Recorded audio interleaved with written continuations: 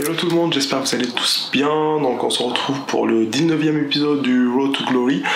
Cet épisode va résumer ma 3e semaine d'entraînement pré-FNSL, de bloc préparatif à la FNSL. Pour cette semaine, l'objectif c'est de se focaliser un peu plus sur les mouvements de force et de limiter le volume sur le renfort. Et même là j'ai commencé à augmenter mon intensité de travail sur les mouvements de force, les 4 mouvements, et de diminuer aussi le volume, que ce soit sur ces mouvements et sur le renfort aussi. Ce que j'ai fait, c'est que au lieu de faire 2 séries de back-off au dips, j'ai fait une série où je baisse de 10 kg et l'autre série aussi où je baisse de 10 kg. Donc lundi dernier, ce que j'ai fait un 2 fois 115 kg dips qui était passé même plus facilement que le 3 fois 115 au niveau du RPE. Et puis j'ai fait une série de 3 répétitions à 105 kg, donc 10 kg de moins. J'ai fini avec une série de 4 répétitions à 95 kg, qui était même plus facile. Et l'objectif c'était de faire une série intense et une série et de baisser l'intensité au fil des séries. Et pour les squats, j'ai fait un 2 fois 205 kg enchaîné avec une série toujours, j'ai même suivi le même format que les dips, une série à 195 kg et une série à 180 au lieu de 185 parce que j'étais un peu trop cramé et l'objectif n'est pas de tester ma force mais beaucoup plus d'essayer de l'exploiter sans pour autant se cramer. Et pour les squats, pourquoi c'était facile? Parce que j'ai pris des nouvelles genouillères que je vais vous présenter. Donc voilà nos petites genouillères A7 Rigor Mortis. Quand tu essayes de faire ça, ça bouge pas. Et on appelle ça les genouillères coupe-sang. Quand tu les mets, tu sens vraiment que t'arrives plus à sentir tes jambes, quoi. C'est un peu compliqué de les mettre et c'est un peu compliqué de les garder. Mais on fait tout pour avoir un niveau potable au squat. J'ai acheté ces genouillères justement pour essayer de faire un gros squat et d'essayer de valider mon petit total à 450, espérons que ça va le faire. C'est autorisé en compétition et c'est IPF approved. Et puis j'ai continué avec une série de renfort par exo, donc une série de tirage horizontal et une série de dips anneaux. J'ai fait 2 quand même au dips parce que c'est un exo que j'aime bien. Et par contre c'était 2 séries de 6 répétitions. J'ai lesté à 50 kg, c'était un petit RPE 7 et voilà. Et puis pour le mercredi j'ai fait un PR au muscle up qui était de 22,5 kg. Je m'attendais vraiment pas à ce que je lève cette charge parce que dans la prog c'était prévu de faire 21,5 kg et j'ai fait un petit overshoot parce que je me sentais en forme et j'ai fait ma pesée le matin, j'étais à 92 kg. Ce qui est une bonne nouvelle.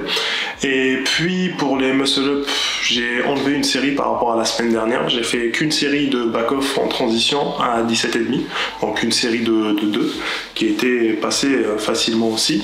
J'étais en forme en muscle up, je me disais pourquoi. Pour les tractions, vu que j'ai fait un fail la semaine dernière, j'ai rajouté que 1,5 kg, donc j'étais à 61,5 et j'ai enlevé une série, donc au lieu de faire un 4x2, j'ai fait un 3x2 qui était un RPE 10 malheureusement. C'est vraiment pas prévu dans la prog, mais je pense que je n'ai pas assez récupéré sur les tractions depuis mes 2 compétitions, surtout la FNSL pull-up, elle m'a un peu cramé je pense.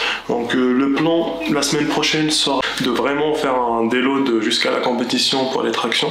Je vais essayer de descendre en RPE 7 traction.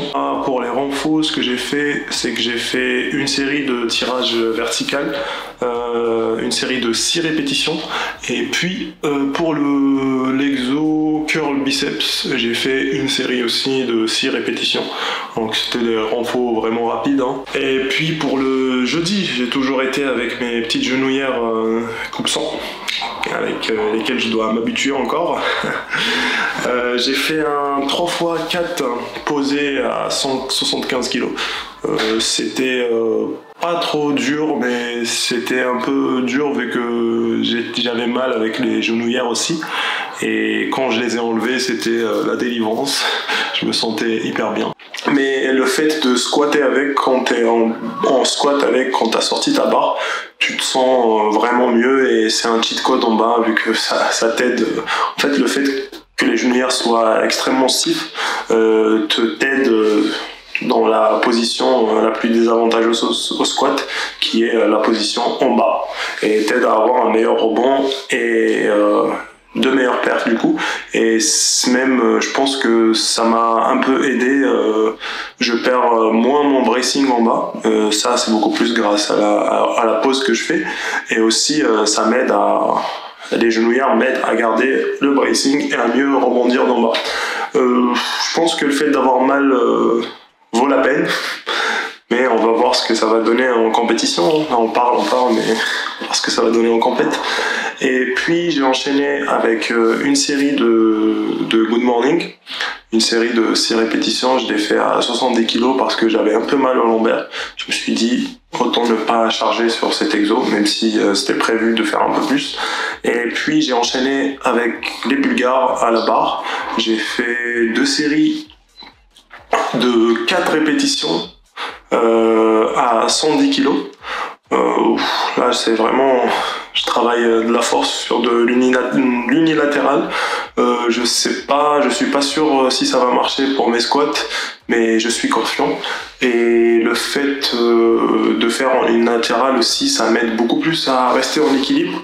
Et si jamais je pousse plus avec une jambe que l'autre, le fait de travailler en unilatéral m'aidera beaucoup, je pense, à grinder et à faire un gros squat, à voir ce que ça va donner à la FNSL. Le meilleur jour, je pense, c'était le samedi, parce que c'était l'annonce des résultats de la FNSL. Et c'était le jour J pour voir si j'étais qualifié ou pas. Pour info, j'avais envoyé un total à 425 à la fédération. Et je me suis réveillé le matin, j'ai vu que le nouveau minima était à 420. Donc toute la journée, je me disais, est-ce que je vais aller squatter ou pas? Est-ce que je vais aller squatter ou pas?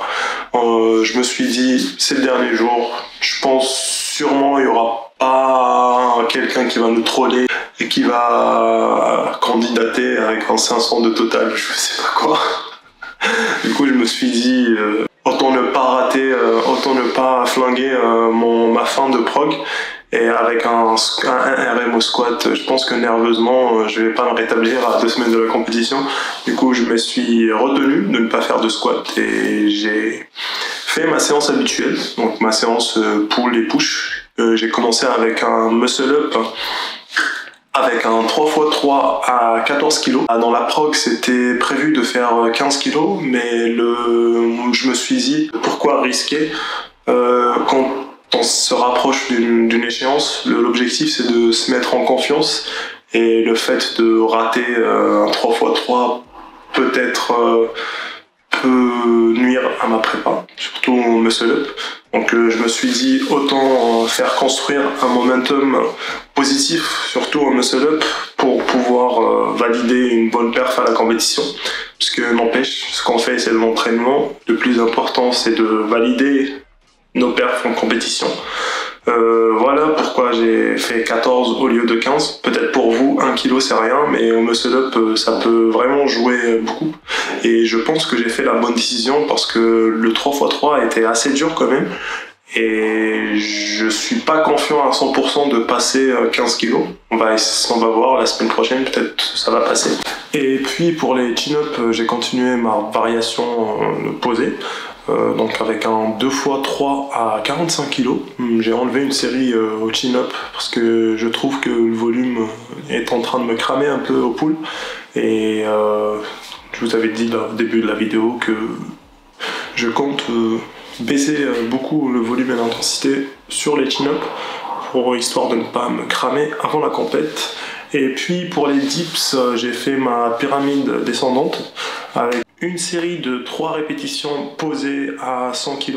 C'était une vraie seconde de pause sur la station de dips de la Défense qui est pas ouf. Donc je pense que je me suis bien débrouillé, vous allez voir la vidéo ici. Et puis j'ai voulu descendre à 90 kg, mais moi qui est nul en maths et qui ne sait pas calculer, j'ai fait 95 au lieu de 90. J'ai mal chargé mes poids. C'était une faute de concentration, je pense. Et du coup, c'était un peu plus dur que d'habitude. J'ai un peu galéré à faire les 3 reps posés. Et puis pour la 3e série, j'ai baissé à 85 kg. Et là, j'ai fait 3 reps propres à 85 kg. Et l'objectif de cette pyramide descendante est vraiment de ne pas me cramer surtout, et même de baisser l'intensité au fil des séries. Comme ça, je ne pourrai pas me cramer avant la compétition et ça me permet d'accumuler du bon volume pré-compétition. Et pour vous annoncer du coup, le samedi, le dimanche à 14 h, ils ont annoncé les résultats de la FNSL après une journée de stress complète. Je me disais est-ce que je suis qualifié ou pas. Heureusement, bonne nouvelle, je suis qualifié en moins 94 à la FNSL, donc le road to glory continue, et il y aura sûrement une vidéo qui va sortir de la FNSL, une vidéo qui sera travaillée bien sûr, et ça va être sympa. Donc n'hésitez pas à vous abonner, à liker et à commenter cette vidéo aussi. Beaucoup du lourd arrive sur cette chaîne, donc il y aura une vidéo la semaine prochaine aussi qui va résumer la dernière semaine d'entraînement pré-déload, et même je vous ferai une petite explication comment je compte faire mon taper pré-compète et comment je vais m'assurer que je réussisse ma compète.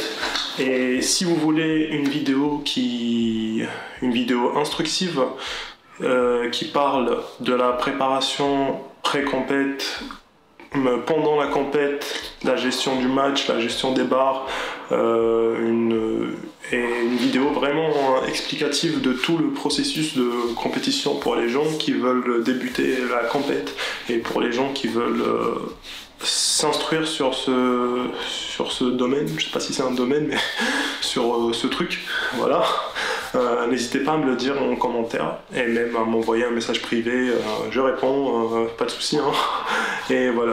N'hésitez pas à partager, à liker et n'hésitez pas à me dire si la vidéo vous plaît. Je vous dis à très bientôt pour de nouvelles vidéos et de nouvelles perfs. Tchuss!